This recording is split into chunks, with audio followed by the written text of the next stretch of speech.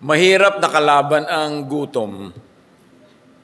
Nakakasira ng diskarte, nakakasira ng katalinuhan, at minsan nakakasira ng espiritu. Ang ating pag-aaral ngayon, ano pa ang title? Gutom.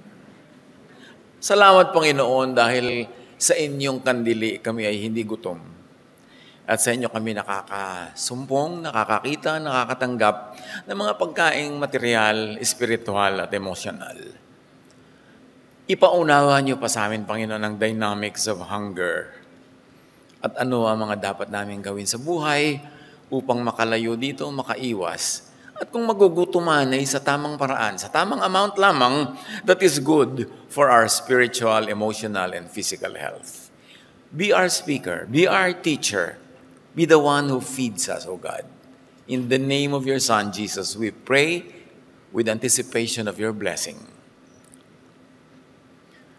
John 6, 1-6. Sometime after this, Jesus crossed to the far shore of the Sea of Galilee, and a great crowd of people followed him because they saw the signs he had performed by healing the sick.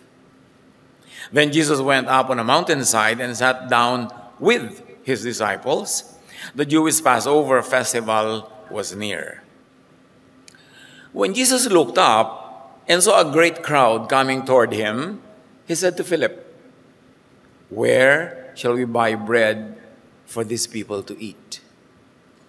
He asked this only to test him, for he already had in mind what he was going to do. So here Jesus highlights a distinction between human reasoning and divine capability, between impossible and possible, between physical and spiritual realities. If we can even extend it, between natural and the super or supranatural, and extend it a little bit more between classical and quantum physics. What are the realities that could be done within physical and natural law, and what could happen only in spiritual or quantum law? Classical and quantum physics will be at work. Here, in this kind of questioning, Jesus encourages Philip to think beyond his usual limitations, beyond his mental box. It was not only an issue of sourcing food for the people, but more importantly, an issue of extending the boundaries of the mind para lalong maunawa yung tinatawag na hiwaga ng Diyos. John 6:7, matapos siyang tanungin, saan tayo kukuha ng pambili? Saan tayo makakabili? Saan tayo makakasource ng pagkain para sa napakaraming taong ito? Philip answered him, "It would take more than a half year's wages to buy bread for each one to have a bite." Mahigit na isang taong sweldo ng isang karaniwang tao ang kakailanganin para makabili ng tinapay na tig-isang kurot lang ang makakain sa dami ng taong yan. So we see here Philip's earthly view, a financial solution to the question. And because it was a financial solution, it was impossible, especially given the resources that most of them had. Wala tayong ganyang cash, Lord. So si Philip, sa wala ang focus, hindi sa meron. And most of the time, we feel impoverished dahil doon tayo nakatingin sa wala, hindi doon sa meron.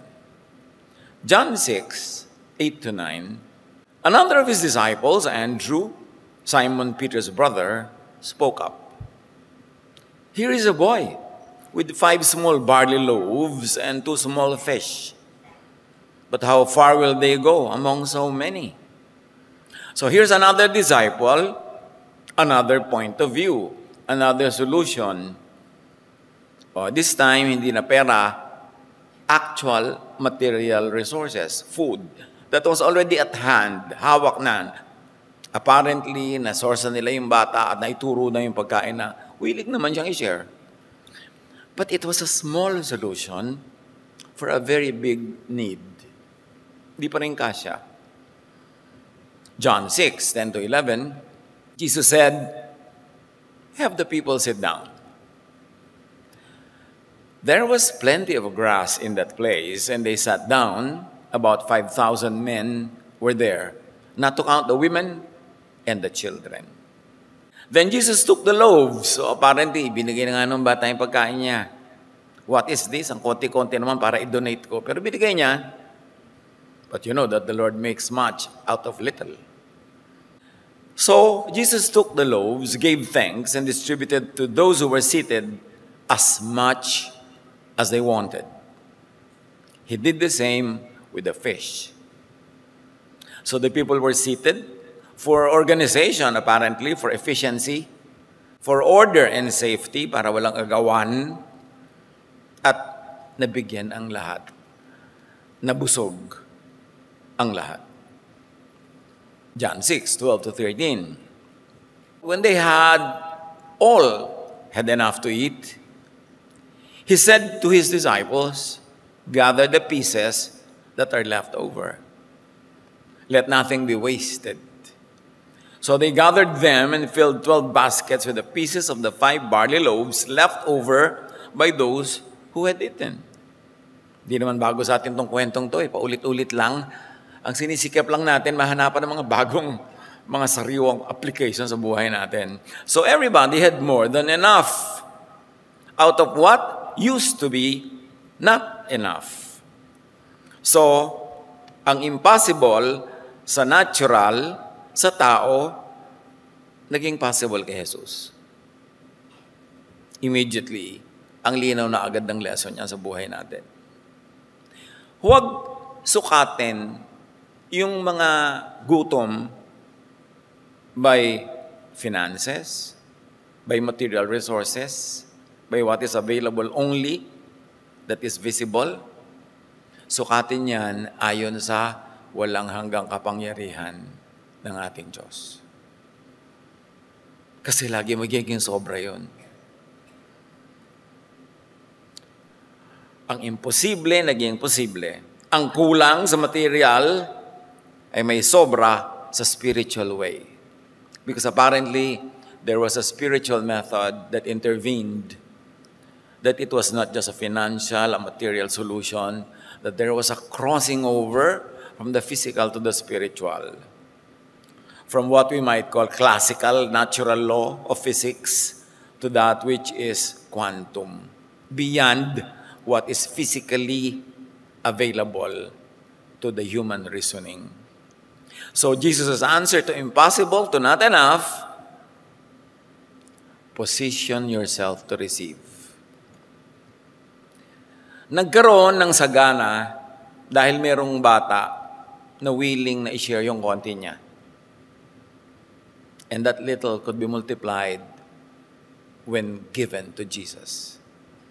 That little becomes much in the Master's hands.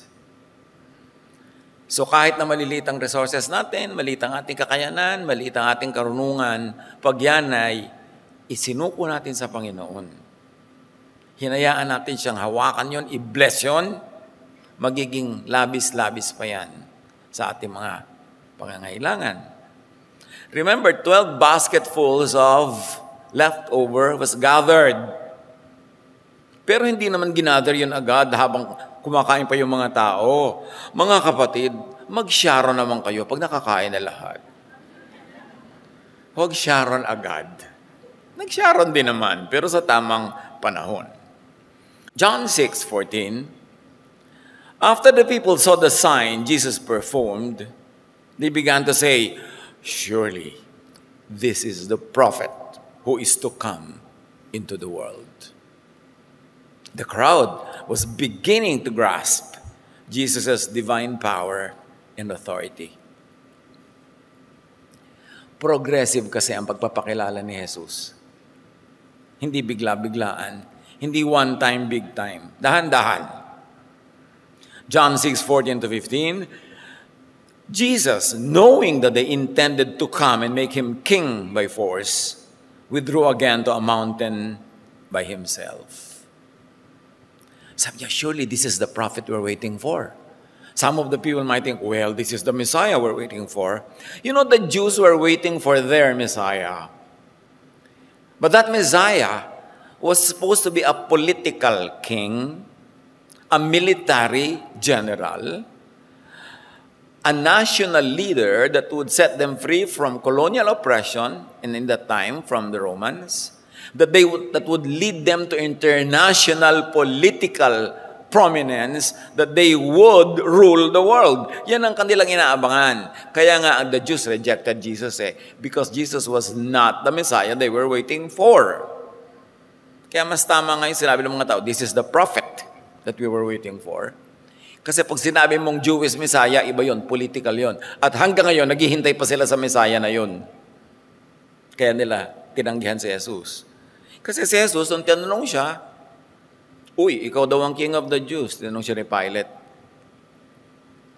Therefore, parenthetically, sabi ni Pilate, threat ka sa Rome. Because we are ruling the Jews. Ikaw ang king of the Jews. Anong gagawin mo? Maglilid ka ng rebellion, revolution? I-overthrow mo ang Roman power? And you will become the king of the Jews? At yan ang idinimanda sa kanya, kaya nang nakasulat na sa ulo na, sa ibabaw ng ulo na niya sa krus, king of the Jews. Yun ang crime that he was accused of. Sabi niya, ikaw ba ang king of the Jews? Sabi ni Jesus, my kingdom is not of this world. In other words, read my lips. No, I am not the king of the Jews that you mean. My kingdom is not of this world. Kaya sabi ni Pilate, gano'n naman pala, hindi naman pala threat. So inilabas niya uli sa balkonahe, sabi niya, I find nothing wrong with him. Kasi hindi siya yung king of the Jews na kinakatakutan ng Rome at inaabangan ng Israel. Siya ay Son of God. Siya yung Savior of the world, hindi king of a kingdom, hindi political or military leader. So, the Jews rejected Jesus in their because iba yung awaited Messiah nila. Jesus sent the disciples to cross the lake. Remember, sabi ng kwento, pupwersahin siya ng mga taong i-declare na king nila. Nagpakain siya, nakita lang, ito na nga yata, ito na yung kakaiba to, iba to. Walang ganitong, this is unprecedented. Nagpapagaling pa ng mga may sakit. Siya na yun.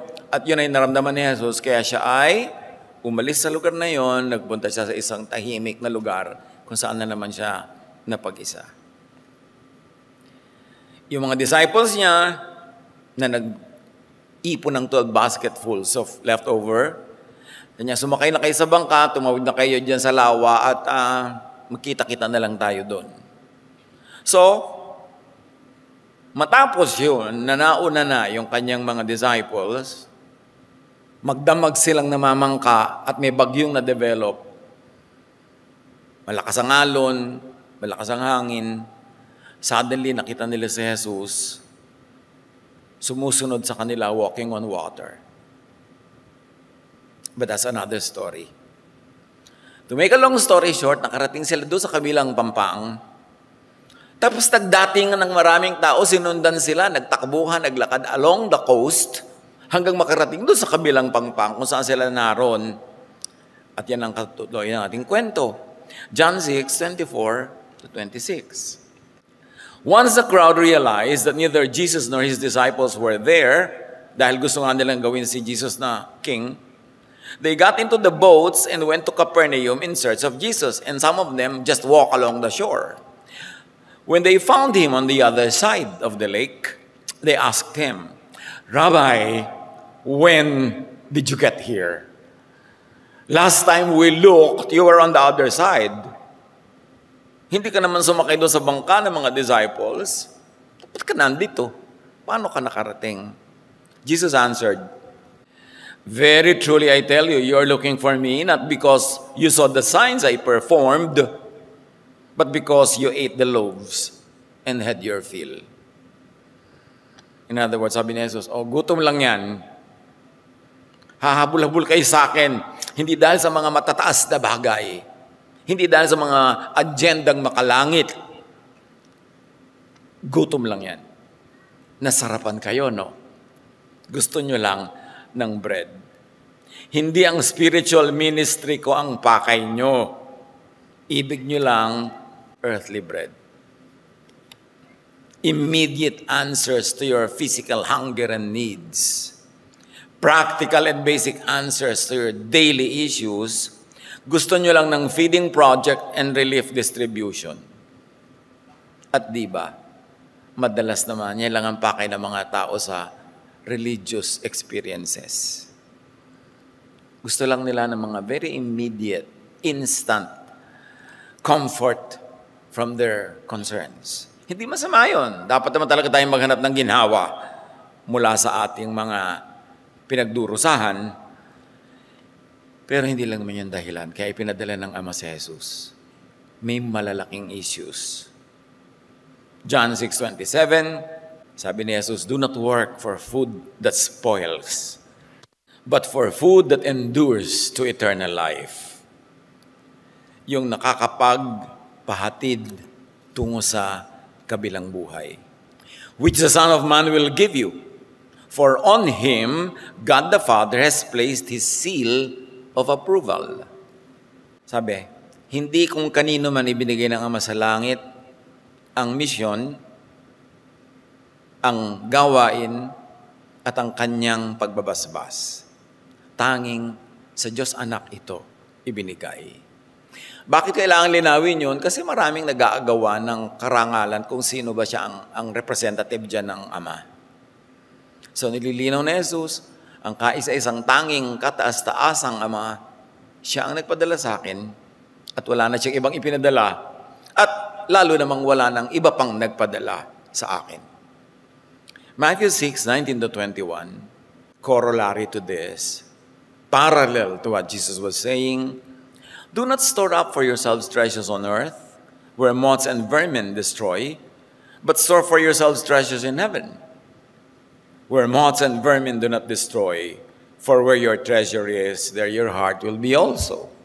Kung ilalapit natin do sa issue ng kainan at gutom, huwag lang pagkain ng sikmura mo ang isipin mo, kasi pagkakain mo niyan, masisimula na yan ma-digest. And then later on, whatever is excess will be decayed. So, hindi lang yung tiyan mo ang busugin mo. Ang busugin mo ang iyong puso, ang iyong isip, at kainin mo ang spiritual na pagkain na siyang tunay na dala-dala ko. Huwag kayong maghabol sa akin dahil lang sa gutom na yan. Nawa, may iba pa kayong pagkagutom at pagkauhaw na mas mataas. At yun ang pag-usapan natin. Kaya sabi sa Colossians 3:1-2, "Set your mind on things above, not on earthly things." So, kung babalikan natin yung sabi sa John 6:27, "For on Him, the Son of Man," or Jesus, "God the Father has placed His seal of approval." It had to be clarified because there were many pretenders to be God and to be the one sent by the Father. But Jesus is the one. Kaya hindi tayo magsasawang ipagdiinan na si Jesus yon. Walang iba. Yung katuroan ni Jesus ang dapat habulin, yung ipinapakain niya na spiritual na pagkain ang dapat nating madigest. Matthew 17:5, while He was still speaking, a bright cloud covered them, and a voice from the cloud said, "This is my Son, whom I love. With Him I am well pleased. Listen to Him."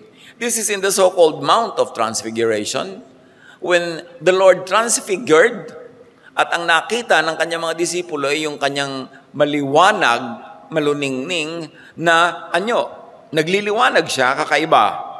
At nakita nila doon, kasama si Moses at si Elijah, we like to think representative ng law and the prophets, ng lahat ng institution sa kanilang buhay at paniniwala. Pero si Jesus lang ang nagliliwanag, hindi yung dalawa. At ang tinig mula sa langit na galing sa Ama, ang nagsabing, itong nagliliwanag na itong si Jesus, ang anak ko. Walang iba. Sa Kanya kayo makinig. Listen to Him. Napaka-graphic noong illustration na yon, na ipinakita yung favor ng Ama kay Jesus, at hindi lang kay Jesus as a person, kundi sa katuruan ni Jesus. Kasi sabi niya, sa Kanya kayo makinig. Kung nalilito kayo kung kanino makikinig o kung may mga conflict na nadidinig nyo, conflicting voices, kay Jesus kayo makinig. John 20:31, believe that Jesus is the Messiah, the Son of God, and by believing you may have life in His name. But remember, we clarified that Jesus, the Messiah from the Father, from the Most High God, is not exactly the Messiah that Israel was waiting for. That's why they rejected Jesus, and up to now, conservative Judaism still does not accept Jesus. Kasi meron silang standards, meron silang specifications kung ano yung Messiah nila eh. So huwag na kayo ma-confuse. At least, mayroong parang dalawang Messiah dyan na pinag-uusapan. At si Jesus ay iba. Siya yung galing sa Ama. John 6:28. Then they asked him, what must we do to do the works God requires? Kasi sabi niya, huwag kayong magpagod sa kanyang pagkain na papasok lang sa tiyan nyo, tapos lalabas din uli at mabubulok. Ganun, nasisira lang yan. Treasure on earth lang yan. Ang hanapin nyo, treasure in heaven. Yung hindi nabubulok. Yung hindi nasisira. At hindi panandalian lang ang talab. Just then a man came up to Jesus and asked, Teacher, what good thing must I do to get eternal life? Parallel ito nung tanong nila. Sabi nila, so anong dapat namin gawin? Ano bang hinihingi sa amin ng kataas-taasang Diyos? And then, that same question is echoed by another man. Teacher, what good things must I do to get eternal life? Siyempre, kung ano-anong answer ng mga religion dyan, ng mga sekta, ng mga grupo, ng mga teaching, what good thing must I do to inherit eternal life? At si Jesus yung tinanong, kaya, siyempre, nakaabang tayo, anong sagot? Kasi si Jesus yung sasagot. Dapat yung sagot niya ang pinakatama at yung talaga ang napakalaking katotohanan. Sabi niya, what good thing must I do to inherit eternal life? Jesus replied, if you want to enter life, keep the commandments. Yan ang gawin mo. Eh nagtanong siya, which ones? Nilinaw niya, ang dami-daming commandments eh. Which ones are important and relevant to having eternal life? At sumagot si Jesus, to have eternal life, to enter eternity, obey and keep the commandments. At tanong ng paglilinaw, which ones? Alin dun ang way to life, to eternal life? Tanong nyo rin ba yan? Sumagot si Jesus, Matthew 19:16-22. Jesus replied, so which ones of the commandments is the way to life? Sabi niya, you shall not murder. And the numbering there is dagdag lang natin para tayo malinaw na makapagbilang. Sabi niya, you shall not murder. You shall not commit adultery. You shall not steal. You shall not give false testimony. Huwag magbibigay ng mga patotoong mali sa legal proceedings. Kasi may mapapahamak, di ba? Honor your father and mother.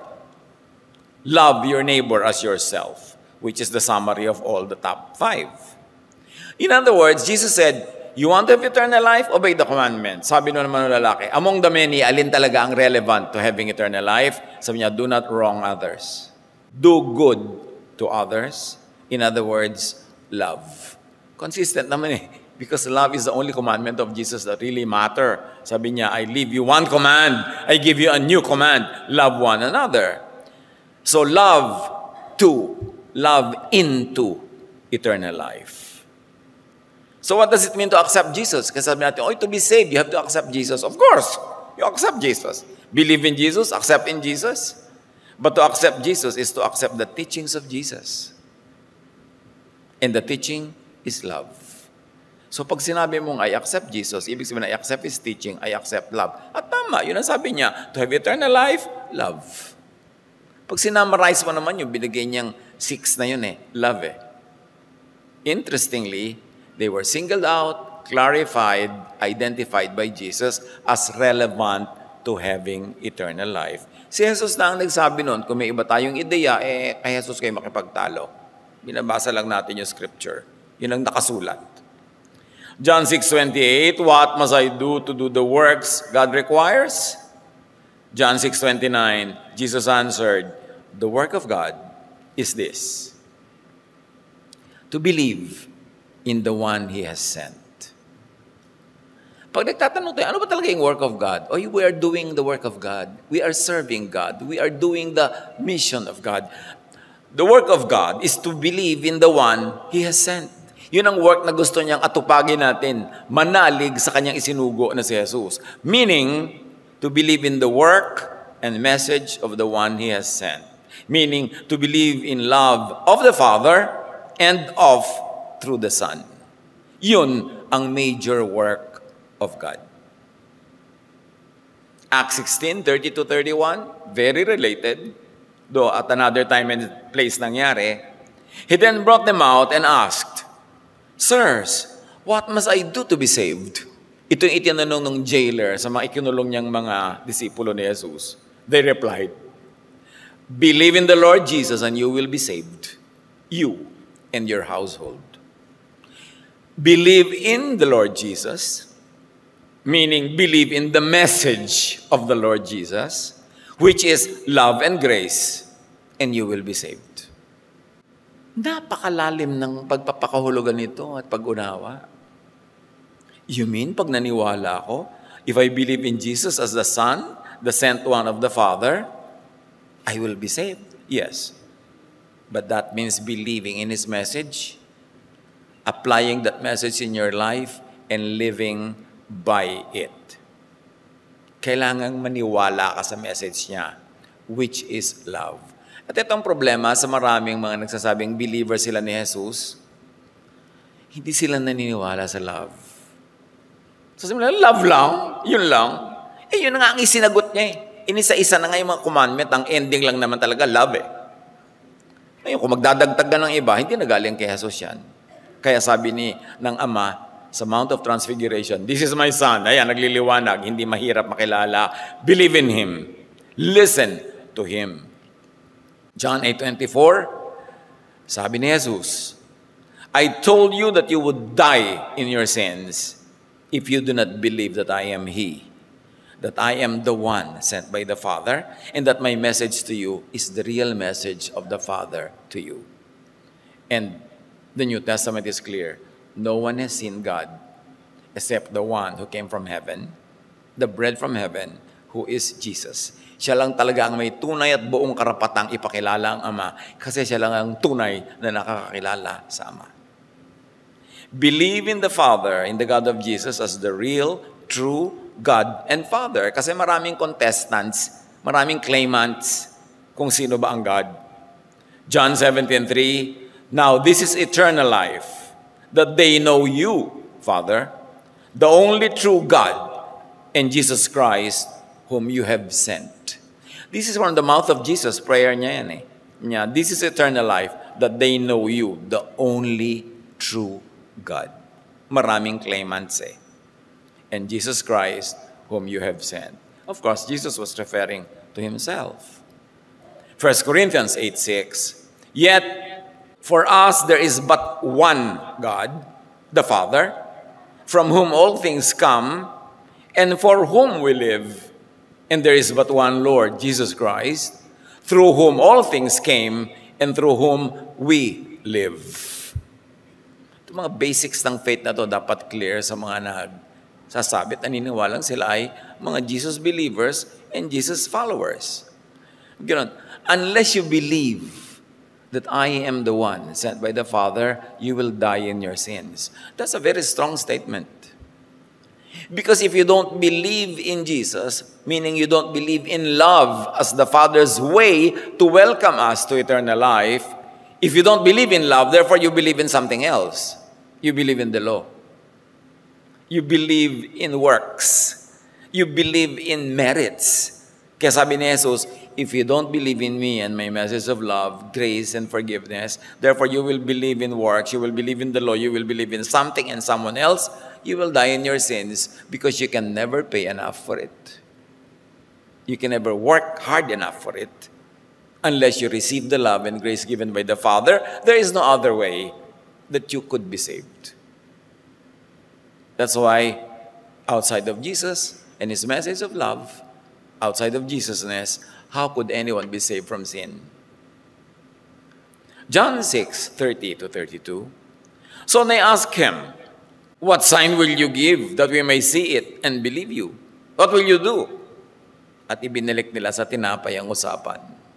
Our ancestors ate the manna in the wilderness. As it is written, He gave them bread from heaven to eat. So in other words, sabi niya, gusto mo maniwala kami sa sasabihin mo, anong gagawin mo? Papakain ka uli? Jesus said to them, very truly, I tell you, it is not Moses who has given you the bread from heaven, but it is my Father who gives you the true bread from heaven, who is me. Kung eager kayo na kainin yung tinapay na yon, na alam nyo naman, pag tinago nila, kinabukasan, bulok, inuuod, hindi yon ang magbibigay sa inyo ng kaligtasan mula sa inyong gutom. Ako na bread from heaven, tunay na galing sa langit, hindi na lang nalaglag mula sa ulap. Tunay na galing sa kalangitan, ako ang pagkinain ninyo ay magkakaroon kayo ng buhay na walang hanggan. Paano namin kayo kakainin? Siyempre, hindi literal.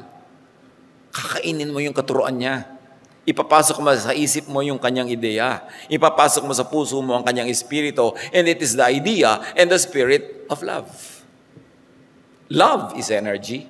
Love is frequency. Pero pag sinabi mong God is love, how do you enter the energy and frequency of God?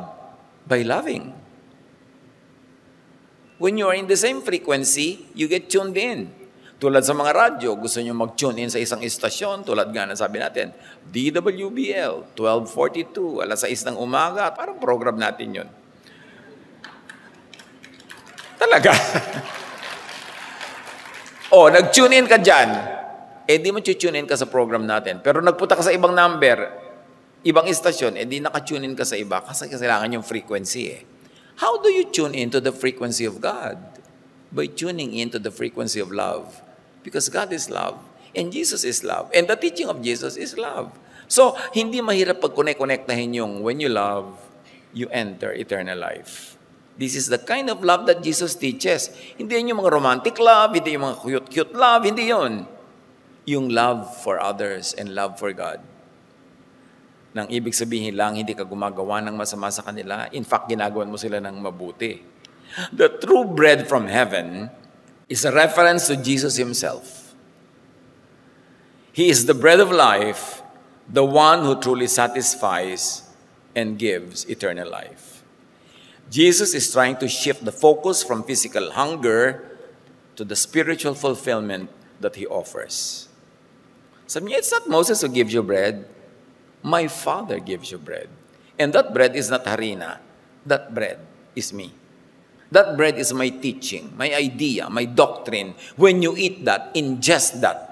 Pagka yan ay pumasok sa kaibuturan ng inyong espiritu, you vibrate in the frequency of love, which is the frequency of God. Therefore, you are in the same frequency, you enter eternal life. You enter the divine circle. Maraming paraan ng pagtingin dyan Sa conservative and old theological way, pwede. Pwede mo rin maintindihan yan through natural law at lalong pwede mong maintindihan through quantum law.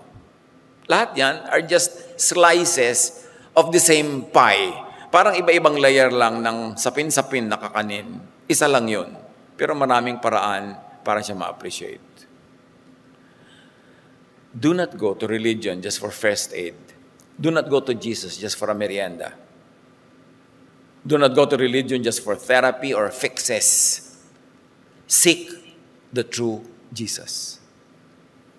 Seek real Jesusness, not just religion, but Jesus-focused, Jesus-rooted, Jesus-flavored, in fact, Jesus in spirit. Seek spiritual healing, restoration, and growth, not only emotional fixes. Habaan pa po natin ng kantahan kasi gusto ko yung napapaiyak, umiyak ka na lang sa bahay. Kasi may bayad ang oras dito no? So samantalahin na lang natin para pakainin yung ating espiritu. Yung mga emotional fixes mo, you can do it yourself. Seek life, eternal life. Seek love, give love, at hindi ka pwedeng maligaw sa paraan na yun. John 6:33, for the bread of God is the bread that comes down from heaven and gives life to the world. Not the bread from the sky only, not the bread that spoils, not the bread that does not satisfy for always, not the bread of Moses, not the law, but the love of God. Yun ang tunay na sasagot. Matagal-tagal lang It takes time para maunawa yung mga kahulugan nun to go beyond the slogan. Because love had been sloganized, cheapened, even demonized. Iniisip ng mga tao, pag labang itinuturo mo, hindi yan true spirituality. Fix lang yan. Kasi nga, nabaluktot na yung pakahulugan natin sa love. So you go back to the way Jesus defined it. Na nung nagtuturo siya, ano ba ang daan para sa makarating ka sa Ama? Binigay niyang example yung Samaritan na mayroong taong nabugbog, nasugatan at duguan doon sa daan. Inalagaan niya, dinala niya sa inn, sa mini hotel. Ibinayad niya yung kanyang pag-aalaga at kakainin. At kasi nilampas-lampasan lang kasi siya ng priest, nilampas-lampasan siya ng Levite. Hindi siya pinansin ng mga religious people na dumadaan. Kaya pinakita ni Jesus, hindi religion ang point. Hindi religiosity, hindi religious titles. Love pa rin. Consistent si Jesus. Read all the stories and the teachings of Jesus through the lenses of love that He preaches. At sobra-sobra nating ma-appreciate yung gaan ng buhay kung doon tayo sasandal. Yung liwanag, pag doon tayo sasangayon. At yung kapayapaan na ibinibigay ng katotohanan that God loves us. Na hindi yan God na angry, vindictive, yung nagmamadili tayong parusahan, paluin. Hindi yun ang ipinakilala ni Jesus. Iba't ibang mukha ang ipinapakilala ng iba't ibang mga teacher. Ang kilala nating Ama at kilalanin ng gusto yung mukha na ipinapakita ni Jesus. Because Jesus is the image of the invisible God. Jesus is the face of the Father. Kaya tingnan natin siya. John 6:49, sabi ni Jesus, your ancestors ate the manna in the wilderness, yet they died. So hindi yung manna na yan ang pinag-uusapan, but the living bread from heaven. John 6:34-35, Sir, they said, give us this bread always. Then Jesus declared, I am the bread of life. Whoever comes to me will never go hungry, and whoever believes in me will never be thirsty. Hindi lang physical, very importantly, spiritual. Hindi lang emotional, more importantly, spiritual. That we have that anchor of deep spirituality, anchored on the truth that God loves us. And that God likes us to love others and also God. Na pag doon tayo nakaasa, because love is eternal. And even Paul, na una, napaka-legalistic, napakahigpit, may kasungitan pa nga. But at the end of his career, matanda na, na-solve na niya ang lahat ng mga katanungan, na synthesize na niya ang mga katotohanan. Ang sabi niya, actually, love na lang. Kaya sabi niya sa 1 Corinthians 13, love is the greatest. Unawain pa natin yan. Tanggalin natin yung mga biases of the religious against the word love. Kasi hindi sila pag love, ay hippie yan, yung make love, not war, yung ganun. Tachichipin. Napaka-importante. Dahil pag nararamdaman mo yan, as mo, oo nga, this is the bread of life. That I will never go hungry. That I will always have this to feed on. And that I can always pass this on to others. Ano-ano ang mga kagutuman natin, mga kapatid? Ano mga gutom natin na inilalapit natin sa Diyos? Magandang ilapit yan. Kahit yung mga gutom mo sa talagang tunay na tinapay, nagugutom ka sa pandekoko, gusto mo kumain ng kung ano-ano. Pwede yan ilapit. Kasi yun nga ang ipinakain ni Jesus, actual bread. But go beyond that. Springboard lang yun.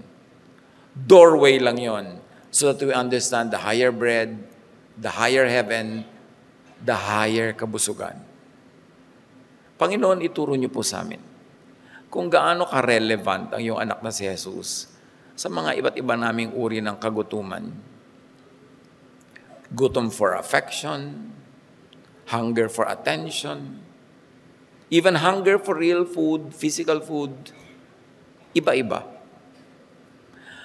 Give us this spirit of understanding so that we will be positioned to understand and how to apply in daily life the truth that Jesus is the bread of life. Mas bigyan pa namin ng malalim na pag-iisip, panunuri ang mga katuruan sa Scripture para makalampas kami sa mga traditional lang at nakasanayang mga interpretations and reading, kundi mahukay namin yung talagang malalim na kahulugan na natabunan ng napakaraming oversimplification, natabunan ng napakaraming indoctrination na hindi na halos kumisan makilala at nababaligtad pa nga na sa pangalan ng Diyos, sa pangalan ng religion, ay nagiging unloving pa ang iba sa amin. Turuan mo kami, Panginoon, kung paano i-blend ang kahulugan ng love, tapos truth, tapos righteousness, correctness sa buhay, na sa aming pagtutuwid sa aming sarili at sa kapwa, ay huwag kami maging unloving dahil magiging baligtad ang effect ng katuruan ng love.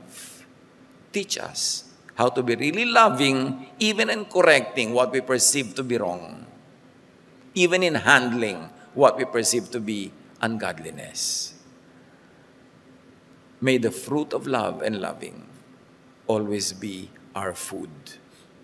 Pagbulay-bulayan natin, mga kapatid, ang kahulugan nito sa ating mga personal na buhay. Huwag magmadali, manahimik in the presence of God.